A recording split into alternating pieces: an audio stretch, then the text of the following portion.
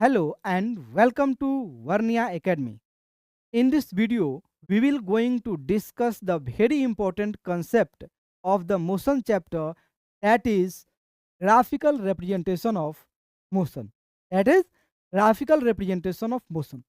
अभी तक हम लोग मोशन चैप्टर में जितने भी टॉपिक कवर किए हैं, जैसे कि rest and motion, distance and displacement, speed and velocity and acceleration, और इनके सब टॉपिक यानी कि uniform speed, non uniform speed, uniform velocity, non uniform velocity, uniform acceleration and non uniform acceleration, इन सारे टॉपिक को आज के सेशन में हम लोग ग्राफिकल मेथड के थ्रू क्या करेंगे, समझने का प्रयास करेंगे। तो चलिए, आज का जो पहला टॉपिक है वो है ग्राफ क्या होता है। वो है ग्राफ क्या होता है। तो ग्राफ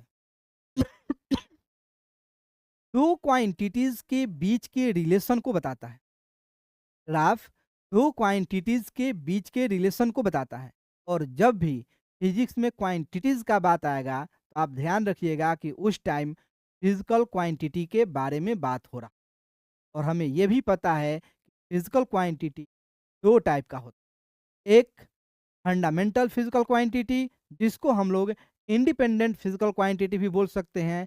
एक होता है ड्राइव्ड फिजिकल क्वांटिटी, जिसको हम लोग डिपेंडेंट फिजिकल क्वांटिटी भी बोल सकते हैं।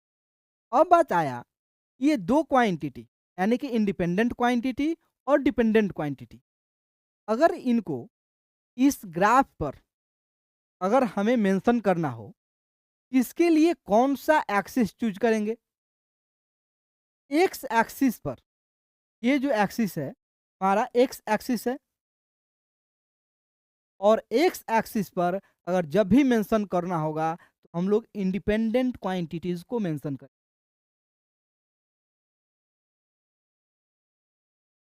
इस क्वांटिटी को इंडिपेंडेंट क्वांटिटी, और वाई एक्सिस पर डिपेंडेंट क्वांटिटी।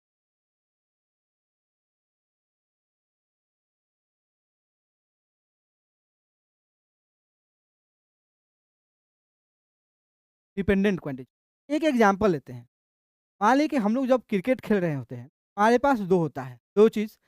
एक होता है कि ओवर, और दूसरा है रन या विकेट। मान लीजिए एक ओवर में कितने बॉल होते हैं, ये फिक्स है, ये इंडिपेंडेंट है, इसमें कोई चेंजेस नहीं आएगा। एक ओवर में 6 बॉल होगा ही होगा। तो जब इंडिपेंडेंट क्वांटिटी यानी कि ओवर को अगर हमें इस एक्सिस पर, इस ग्राफ पे दर्शाना होगा, तो उसके लिए हम लोग एक्स एक्सिस को चूज करेंगे। और जब हमें रन या विकेट को, क्योंकि ये डिपेंड करता है कि एक बॉलर पर या बैट्समैन पर कि वो एक ओवर में कितने रन लगा रहा है या कितना विकेट ले रहा है, ये डिपेंडेंट है। तो इसके लिए हम लोग रन या विकेट के लिए वाई एक्सिस को चूज करें। इसके लिए रन या विकेट के लिए वाई एक्सिस को, क्योंकि ये वैरी करेगा।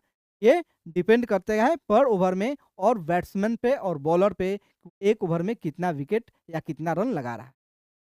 लेकिन जब हम लोग फिजिक्स में ग्राफिकल मेथड और मोशन के में जब ग्राफिकल मेथड और ग्राफिकल रिप्रेजेंटेशन का बात कर रहे हैं, आप लोग दो वर्ड पे ज़्यादा से ज़्यादा ध्यान देना होगा।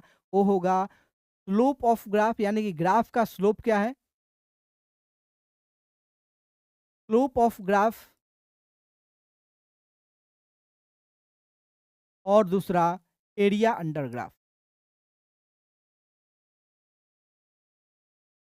या अंडर। तो आप पूछेंगे क्यों, तो उसके लिए आपको वेट करना पड़ेगा, आपको खुद पे खुद पता चल जाएगा हम ये क्यों बोल। आज का जो हम लोग का मेन टॉपिक है वो है डिस्टेंस टाइम ग्राफ। वो है डिस्टेंस टाइम ग्राफ। यहाँ पे डिस्टेंस भी एक इंडिपेंडेंट क्वांटिटी है। डिस्टेंस मीन्स लेंथ, जिसका ऐसा यूनिट होता है मीटर, और टाइम भी एक इंडिपेंडेंट क्वांटिटी होता है, जिसका ऐसा यूनिट होता है सेकंड। लेकिन यहाँ पर डिस्टेंस एक डिपेंडेंट है, क्योंकि डिस्टेंस किसी भी एक ऑब्जेक्ट के द्वारा कवर किया जाएगा। क्या किया जाएगा? कवर किया जाएगा, ट्रैवल किया जाएगा। अगर वो अब यहाँ पे ये पता चलेगा कि एक इक्वल टाइम इंटरवल में उस ऑब्जेक्ट के द्वारा कितना डिस्टेंस को ट्रैवल किया गया। यानी कि यहाँ पर जो डिस्टेंस है वो डिपेंडेंट क्वांटिटी है और टाइम है जो इंडिपेंडेंट क्वांटिटी है। टाइम के लिए हम लोग एक्स एक्सिस को चूज करेंगे।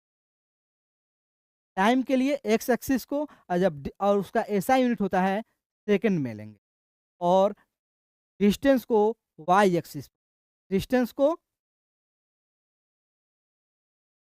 वाई एक्सिस पर, और डिस्टेंस का एसआई यूनिट होता है मीटर। अब इस ग्राफ में आपको एक्स एक्सिस दिख रहा है, जिसको हम लोग टाइम एक्सिस भी बोलेंगे, और इसको डिस्टेंस एक्सिस, वाई एक्सिस को डिस्टेंस एक्सिस भी बोलेंगे। लेकिन आपको एक यहाँ पे ये भी लाइन दिख रहा हो जो एक्स एक्सिस के पैरेलल में है। ये कौन सा लाइन है, कहाँ से आया? तो आइए हम लोग इसको समझते हैं कि मान लीजिए कोई ऑब्जेक्ट इस पॉइंट से, यानी कि ऑरिजिन पॉइंट से 5 मीटर के डिस्टेंस पर है। जब हम उस ऑब्जेक्ट के पोजीशन को पता लगाते हैं अलग अलग टाइम इंटरवल में, तो हमें पता चलता है कि इस ऑब्जेक्ट का जो पोजीशन है उसमें किसी भी तरह के चेंज नहीं आ रहा है।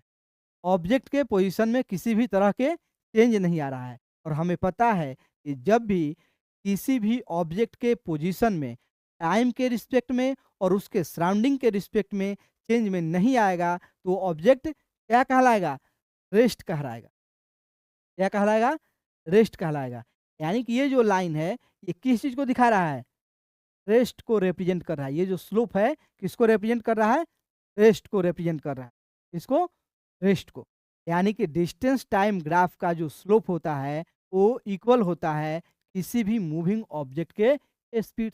और यहाँ पर स्पीड क्या है? 0 है। यानी कि वो ऑब्जेक्ट अभी क्या है? रेस्ट में है। ऑब्जेक्ट क्या है? रेस्ट में है। यानी कि the distance time graph for a body at rest, यानी कि कोई भी ऑब्जेक्ट जब रेस्ट में है का जो डिस्टेंस टाइम ग्राफ होगा वो टाइम एक्सिस के पैरेलल होगा। क्या होगा? टाइम एक्सिस के पैरेलल होगा। अब हमारे पास दूसरा ग्राफ है।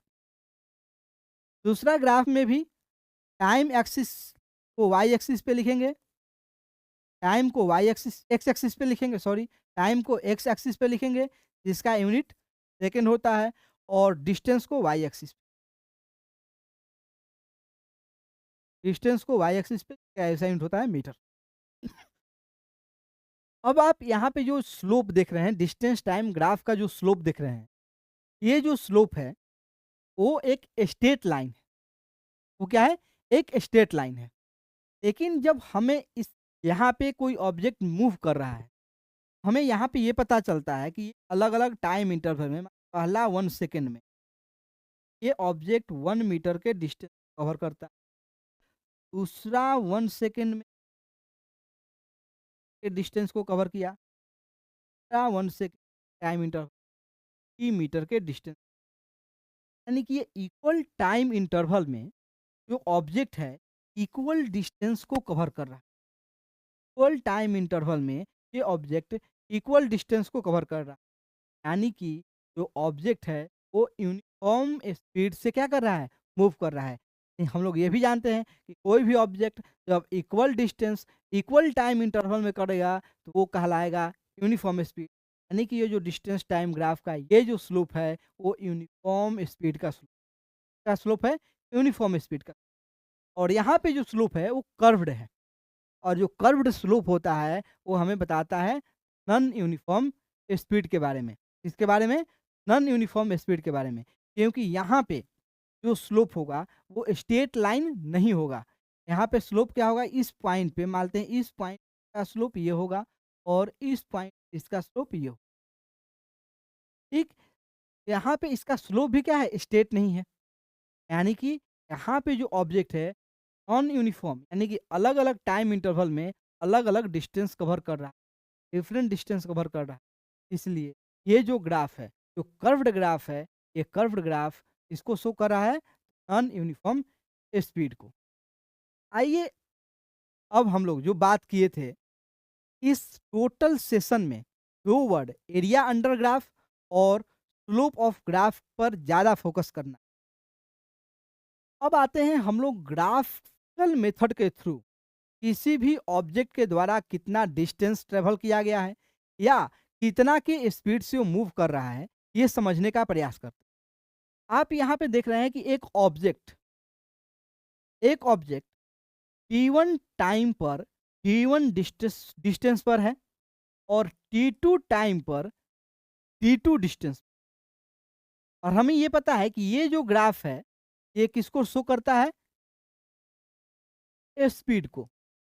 डिस्टेंस टाइम ग्राफ का जो स्लोप होता है वो किसके बराबर होता है, स्पीड के बराबर होता है। यानी कि T1 टाइम में T1 डिस्टेंस और T2 टाइम में T2 डिस्टेंस को कवर कर रहा है। तो ये जो डिस्टेंस कवर किया, कितना किया, इस डिस्टेंस को कवर करने में इतने टाइम में कितना का स्पीड से वो क्या है ऑब्जेक्ट मूव किया है।